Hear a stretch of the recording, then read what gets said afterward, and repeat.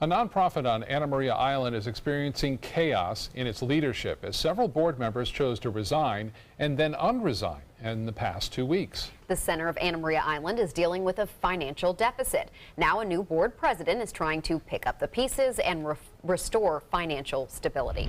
ABC 7's Jess Dowdrick is joining us live from the center with more on this story. Jess. Good evening, Haley and Scott. Within just a few days apart, both the board chairman and the treasurer resigned. And then a few days later, they both changed their mind. The treasurer stepping back into his role and the board chairman becoming just a board member, not the chair again. And all of this leadership turmoil is allegedly from a nearly $200,000 deficit. The center of Anna Maria Island is open year-round, housing everything from senior fitness programs to kids' summer camps.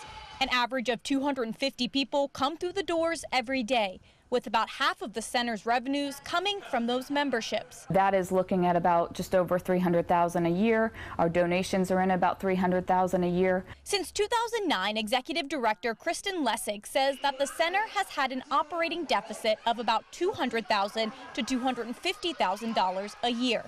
But Lessig says the deficit is slowly getting smaller. We had a loss of $241,000 at the end of April, and at the end of May, we're looking to report that we've cut into that a bit, and we're looking at a loss of $226,000, and that's an operating loss. Lessig attributes the deficit to the constantly shifting revenues. Now that the financial donations are strong, the center lost a competitive county grant.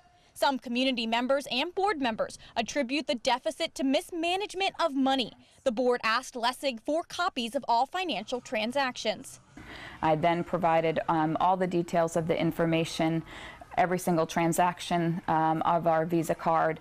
The 3 credit cards that we have are Home Depot, Staples, and Walmart, and they do not have more than a $500 total balance for the 3 cards right now. The newly elected board chairman, David Zaccanino, received that information yesterday and started reviewing it. From what I'm seeing right now, everything is, okay.